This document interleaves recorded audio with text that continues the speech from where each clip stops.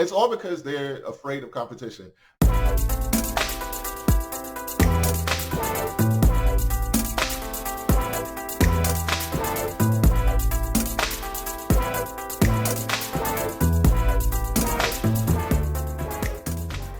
Hello everyone, welcome back to the channel, and today I'm going to explain to you why the people that we've been celebrating as geniuses and the best and the brightest among us aren't really the best and the brightest among us. So I'll give you two people to start out with. You can say Albert Einstein and Robert Oppenheimer, right? So with Albert Einstein, what is he known for? What has he contributed to the human experience? So I believe he had two major theories. I think the photoelectric theory and the theory of relativity were his two big contributions towards humanity. And let's think, what have those things done to benefit humanity as a whole? Like, has those two theories got rid of poverty? Has those two theories gotten rid of homelessness? Has those two theories helped like cure cancer or diabetes or any of those things that make things better for humans? No.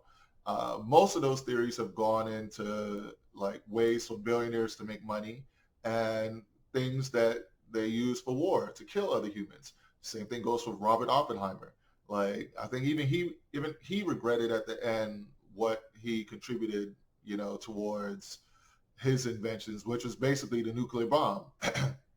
And I forgot the actual saying, but he said, "I've now become the Lord of War" or something like that. But basically, most of the people that we highlight as geniuses really didn't contribute that much to the human experience. They didn't do things to make our lives better as a species. And in turn, I believe the people that should be celebrated as geniuses and people that have like helped out humanity are the simple people like Jesse Russell, if I remember his name properly. I'll write his name in here if I got it wrong. But he was the guy that gave us the cell phone signal. He contributed towards that. Even people like Michael Jackson. Like Michael Jackson has brought so many different people together and inspired so many other people throughout the world to just love and be a different type, be a better version of themselves. Like those are people that we should highlight a bit more. And I believe that there's so many other people that we should be knowing about, but we don't because of the current people that we see as geniuses. The current people that we see as geniuses are people like Elon Musk and Peter Thiel and Jeff Bezos and all these people that are billionaires, and we revere them because, okay, they've been successful in business. But the reality is they just used what they had, I would say, how would you say this? Their positions in life that they were born into. They were born into good positions where they were able to they had access to so many things that other people don't have access to, and they were able to build that into wealth. And a lot of times, even like Bill Gates, like a lot of how they got wealthy was not in a very good way. They hurt a lot of people along the way, stole ideas, like took things from people to build their wealth, and they continue to do so today. Like there's a lot of businesses that mom and pop shops and stuff that were thriving that got wiped out because of Amazon and stopped people from being able to feed their families and probably created homelessness much more than it has benefited humanity. Yes, it's easy for a lot of us to order things online and stuff like that, but imagine if we all had that technology to order things online and stuff like that. We can do it from every mom and pop store that we want. There would be more diversity and we'll be able to get more of the things we actually want, even cheaper, because then you'd have a lot of competition stores, mom and pop stores competing against each other to give you the best prices. And, I think that in and of itself is something that is lost in today's world. I think those billionaires that they're at top, they're literally like spoiled little children that's essentially what billionaires are when you look at them, right? They're like spoiled little children that they do not believe in competition. They believe in stifling competition, and they believe that I should have everything and they should have nothing.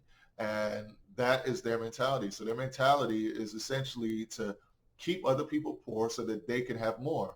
And that stifles growth. It stifles innovation. It stifles progress. And we need to get away from that now. We need to start changing how we do things. Like I'll give a quick example. Like for people that are into wrestling and stuff, right? When was the best time in wrestling history that you could think of? And I would say it was probably the Monday Night Wars between the WWE or WWF as it was called back then, and WCW. So you had Monday Night Raw, you had Monday Night Nitro, and they were just competing, and that's when you got the most fun, innovative, like amazing, like shows that you got in that genre as far as wrestling. And then once Vince McMahon bought out the competition, he bought out WCW, then the innovation just stopped and wrestling got really, really stale for a while. And I think it's only sort of doing okay now. I don't think it'll ever reach its heyday like it was back then. It's only doing a little bit better now because they have other competition like MMA, and even boxing. Now it's like things are competing against it. So they're being, and bare knuckle fighting and stuff like that is competing against them. So competition breeds innovation, competition breeds ingenuity, and competition actually makes life better for as far as innovation goes, right? But our way of looking at competition should also change. So, and I'll explain it. So right now, the westernized way of thinking, the Western world kind of dictates competition as in order for me to win, you have to lose, right? And I think a new form of competition should be, I'm going to do my best to see what my pinnacle is, how well I can do. And I'm not going to try to stop you from doing your best. You do your best too. So that way we're both just going up and up. And if this person does better, then this one could look at that one and be like, okay, I'm going to push harder to do even better. And then the billions of people watching this competition, they can all look like, okay, I see what both of them are doing. I want to do this. I want to do this. And this is how, so we should all be like competing to be the best versions of ourselves and not trying to hold other people down. Like, for example, right now, China went from being poor to being one of the wealthiest places and most progressive places on the planet. And the US and the Western world, their mentality has been, we need to stop their growth. We need to stop, rather than compete with them to grow and do things in-house. We've been like Huawei, right? Our whole thing was like, shut them down so that Apple could shine, and made Apple kind of like a monopoly to where they don't have that much direct competition. So they're not innovating. They're not progressing. They're just doing the bare necessity to keep sales going and keep feeding the greed, keep feeding their own growth. So our ideology has to change. I've made this reference before, and it's so true. So if the way I live my life is, I'm going to hold somebody down, right? I'm going to hold them down to keep them from going higher than what I think I can go, then I'm not going to go anywhere either. I'm going to be stuck holding them, so I can't progress either. But if I let them go and I say, okay, wow, I look at it, they're going pretty high, they're doing their thing. Let me work hard and so I can go high as well. Then you have innovation, you have competition, and that's why I say, like, we've been looking at things the wrong way. We should right now, if we really wanted to, we could, when I say the Western world can get rid of hunger, can get rid of poverty in an instant, because we have digital currencies. And if our mindset was different, we can be like, okay, we're going to use digital currency to make sure everybody gets an allowance of $5,000 a month. Everyone gets $5,000, and then we're going to put in price controls for certain goods as far as food, so that there's no inflation where food is concerned. Food can only be sold at this amount, and water, things that are basic human needs should be set to a limit to where everyone can get them. So everyone gets a certain amount of money. Everyone can pay for food. Everyone, and then same thing for housing. There should be housing. Like, obviously, you can build like palaces and stuff like that that'll be different. You can build huge mansions that'll be different. We get that. But there should be basic housing that people should be able to afford and get and move into and take care of the family. So we should be able to have food. We should be able to have housing and a basic income to where we can all just live, in abundance. And the thing about it with that, if there were price controls on certain goods and things like that, and even with cars, yes, there'll still be supercars and hypercars that would spend more. But if there were like cars that were being made and produced for and sold for like 20 grand a piece or 50,000 a piece, then we would live in a world where it would not only everybody would have some, but everybody would then be a consumer. And then we would all start innovating on a whole different level, and things would change quickly, because then we won't be so concerned about the things that we're control that we're concerned about right now, where it's just infighting and little petty simple things, right? Then we can start looking at like, okay, how do we start terraforming other planets? And then the best and the brightest of us will really rise up, because the world will promote competition. Then we can start competing on how to build actual spaceships that will get us to different planets in a timely manner, to where we can go there and come back to Earth. We can start terraforming Mars and creating life on other planets.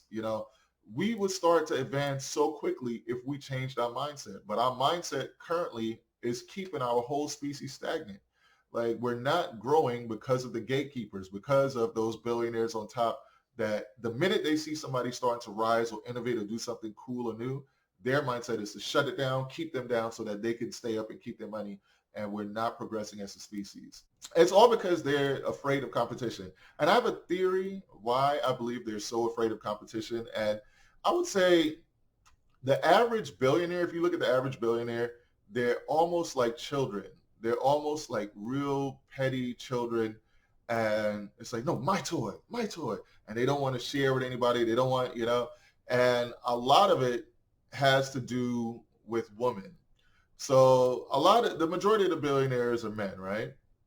And those men billionaires, they have the idea or the ideology of, I'm going to use my money to get as many women as I want. I can get whatever woman I want. That's what most of them are like. And a lot of them want to not just, it's not like they love them when they just want to control. They have a control thing. And I'm sure it stems from something that happened when they were little. Maybe a girl rejected them. Maybe they didn't get enough, attention from their parents, or whatever it was. Something happened to them when they were little, that they decided, I'm going to have so much money that I could control the outcome of everything in my life. And then that spreads and spreads and spreads. And then they just want to control everything. They want to control the way you think. They want to control your movement. And they've devised ways on how to do it. They've devised ways how to pay off politicians, how to pay off scientists, how to pay off anybody. They can use their money to buy control. And we're in such a wicked control environment right now that it starves ingenuity. It starves growth. It starves the ability to create new and beautiful things that can make life better for all humans. So I think us as the people, so we may not have the ability to go ahead and pay off politicians and pay off lawyers, or pay off whoever they need to pay off to create the control that they currently have. But we can choose where we give our attention to. And I think now it's time for us to recognize all the control mechanisms, and basically just walk away from it and say, you know what? Yeah, I see these are the guys that you're highlighting. I see these are the guys that you say are geniuses.